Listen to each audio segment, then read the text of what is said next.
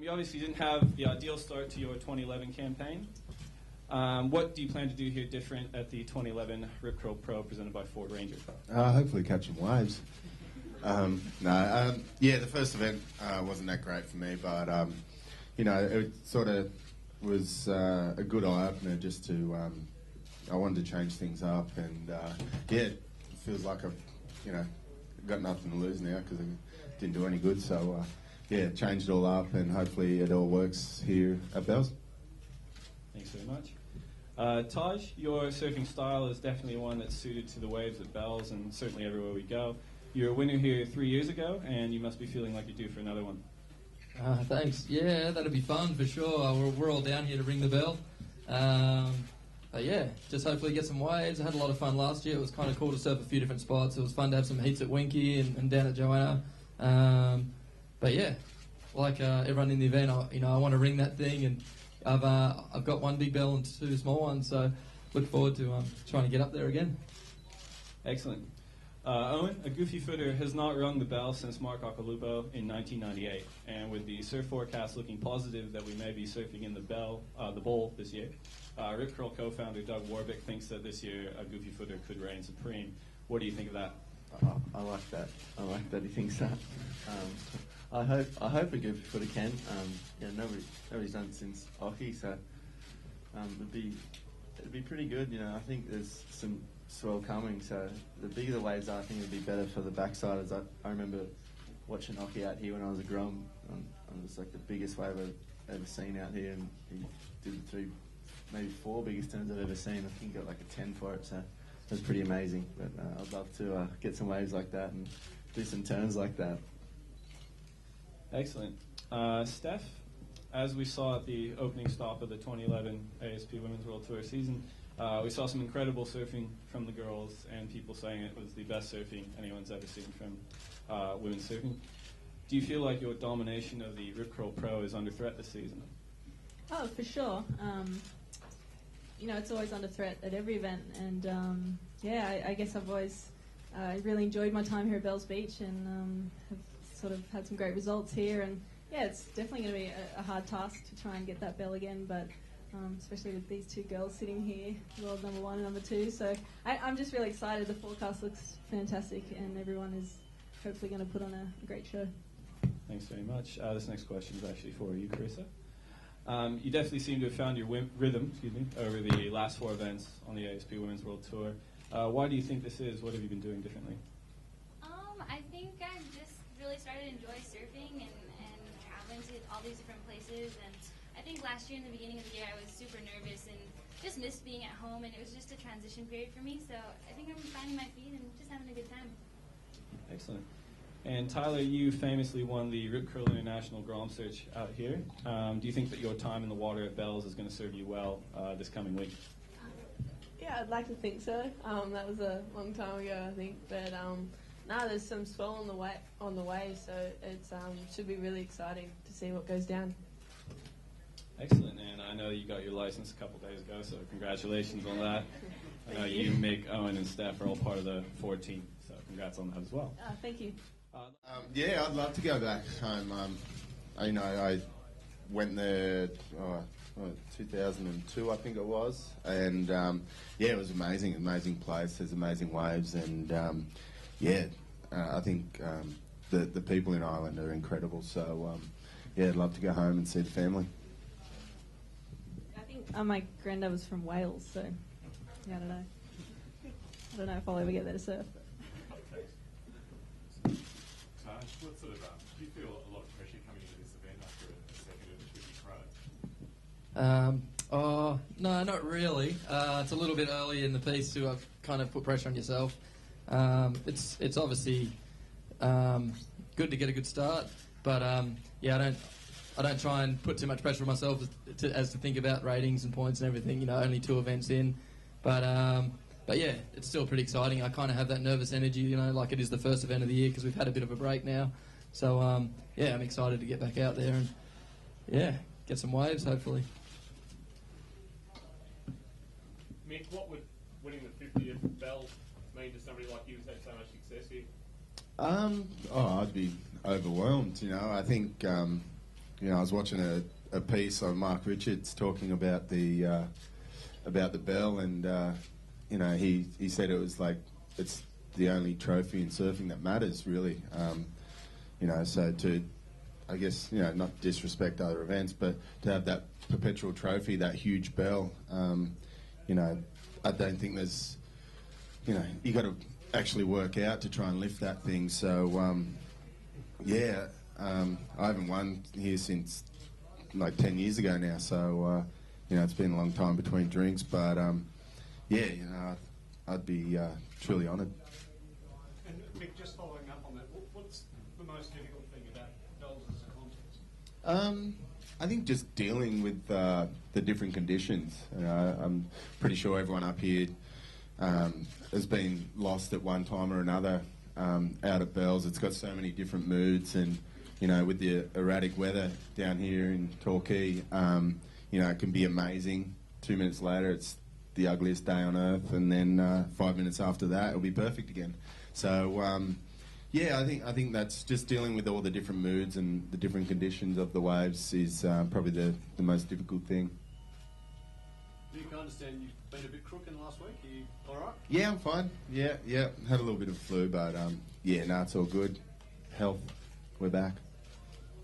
Owen, you've just following on from what Mick was saying about the conditions and the variations out here. You've had a few good heats out here over the years. Do you feel like you're starting to get a bit more of a handle on it? I definitely feel comfortable out here at Bells, but like Mick was saying, you can never just feel like really comfortable. You never know, like some strong wind will come up, a big rain squall, and then the ocean will go flat. And there's big lulls down here too, and I've been caught out a few times. I remember last year I lost to a few lulls and just didn't quite read the waves so right. So there's always learning from your mistakes, and I think I've made a fair few of them, so hopefully I can correct some. Stephanie, what would a win in this 50th Bells mean to you? Yeah, it mean a lot to me, of course, winning the bell any year is so much fun. And I think this year in particular, because all the women's events are, they're really close together in this first 4 months of the year. So I think all the girls know how important it is this year to just get the best start and try and get in as many good results as you can as early as possible. So I'd love to win bells. Steph, are you the hunter or the hunted? Obviously, you're the reigning world champ, but Carissa's obviously number one at the moment. Are you the hunter or the hunted? It depends. Yeah, who you're asking, I guess. But I guess from one perspective, I'm probably hunted, and then I honestly find myself as a hunter right now because I'm fell behind the 8 ball up on the Gold Coast, and I have a little bit of work to do. But I'm looking forward to sort of making some ground here at Bells, and hopefully, catching whatever I'm hunting. Steph, you mentioned recently your wrist was still troubling you a little bit. Is it actually going to hold you back at all this week, do you think? I hope not. I think, the major problem is probably the cold weather. I do feel that the cold kind of irritates it a little bit, which sucks. But, at the end of the day, it's pretty much good to go. And I think, we'll just, as long as I can paddle in and get to my feet, I should be fine. How would you rate your form and fitness at the moment with the cold weather as it stays? I don't know. I guess I feel really good. I'm, pretty much injury free, apart from a little niggle in my wrist. But other than that, I feel great. Tyler, you're the youngest here, but you've got plenty of experience having won the Grom Search. Does that hold you in good stead going? I don't know. I guess I take it as it comes. But I've had a lot of pro juniors and the Grom Search a couple of years ago, and as the guys said, I don't think you can really ever figure out bells. But I suppose I'll just try and do my best. Just real quickly, everyone, I want to welcome reigning 10-time ASP World Champion and defending Rip Curl Pro Bells Beach winner Kelly Slater to the panel. Kelly, thanks for coming. Just a quick question. You're a 4-time winner at Bells Beach. How much would it mean to you to break Mark Richards' record and be the first person to claim 5 bells in the 50th year? Didn't MP have 5? Does he? Didn't he win about 5 of those things? It's not. Oh, he won 3. Wow. I don't know. I haven't even thought about it. Obviously, anytime you win a bell, it's a great feeling, and it's a great trophy to have in your house. And I think Shane Dorian said it best back in the day, but it definitely is a good feeling to be on that roster of guys that you see on the list, and to get on there again that's why we're here. Try to do that again. Thank you. Any more questions from the journalists? Kelly, we heard Mick talk about the significance of bells. Obviously, Mick being an Australian, it holds a special resonance, but what does bells mean for you? Well, it's of our tour events, it's probably got more history than any event. Obviously, one of the longest running surf events in the world, if not the longest. And it's also an event that as a kid in the States, when I was a little kid, we saw a lot of film of it, and it's not like the media we have today where it's instantaneous, but you had these ideas of what it was, and it was like this. It's like the surfing arena. It's kind of like I don't know. I guess when I was a kid, I thought of it like a gladiator kind of thing. Two guys battling, and everyone else on the cliff watching them, and all the old footage of Curran and Aki, that stuff. That was what really was my first introduction to really seeing what bells is about. So,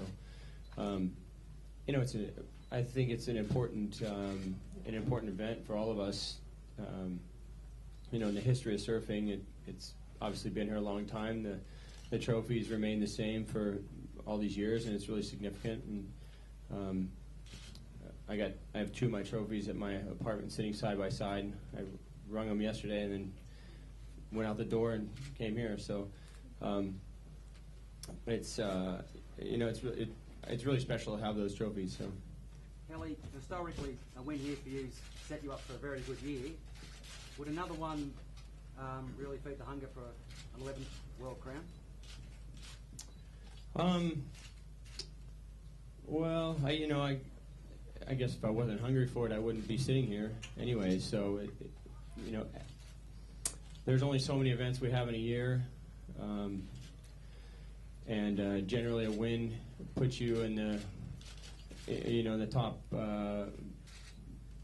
probably 4 or 5 guys almost automatically. If you can get one win, if you can get 2 wins, you're definitely going to be within that top probably 3 towards the back end of the year. So, it's really important to get those wins early and get yourself in the game. And I know that everyone knows that. Every single event we go to, it sort of seems like it sets you up for something. If you get a win, you're going to get set up for something. So, it's this is no more or less important really. But if you got a good start, Taj and I obviously had a good start. Obviously, a win here would put one of us further out in front. And if you didn't get a good start in the first event, obviously this one's super important for anyway. Anyway you look at our events, we don't have 20, 30 events to throw away. So, we're just you have to be consistent. Kelly, other than Nick talk about how fickle bells can be, you were quoted in the paper this morning saying you have a love-hate relationship with bells. What do you mean by that? Same thing I've meant for the last 20 years. It's just I've had great surfs out here. I've had some of the worst heats of my life. It's just a challenging wave. It's from 1 to 10 feet, and from high tide to low tide, rincon to the bowl. You have so many different options and choices, and that doesn't even bring in going to Phillip Island or just moving over to Winky or driving to Joanna 2 hours. And it really is the most marathon-like event that we have here, and probably France, because the conditions in France change so much. We get so much weather there and such a drastic tide, so many different sandbars working. So those 2 events really stand out, I think, as the toughest to keep yourself together. And all the more reason I think that Andy won, I think, 4 years in a row in France, and a second prior to that. So it's pretty amazing that somebody can get through all those different options of waves and different conditions and be able to do that. But these two events, this one and that event, really show those guys stand out strong. Kelly, just on Andy, it's obviously the first pro here at Bells without him. You'll probably get asked this at every stop, but do you do something special just to mark his memory at each stop? No sort of ritual or anything. Andy's in my thoughts, I'm sure he is. All these guys, even someone like Owen, who didn't spend a lot of time on tour with him. We're all thinking about Andy, and I was talking to someone about that heat that Andy and Aki had out here a few years back. I think it was 06 when it was big, and Andy had priority, and very few times did you see Andy, especially in good waves, not have everything go his way. And it was one of those days where it was Aki's day, and Andy had priority. He's winning the heat. Aki needs a 9, I think, and a 10-foot set comes, and Aki jumps off the ski with second priority and right into the wave, and the wave barrels over Andy. And on the flip side of that, I saw Andy come back and get a 9.4 to tie Luke on the last wave of his heat one year, and they actually tied, and Andy won on the breaking the tie. So there's been some remarkable heats out here with him, and he's won a couple of bells, and we'll all be thinking of him.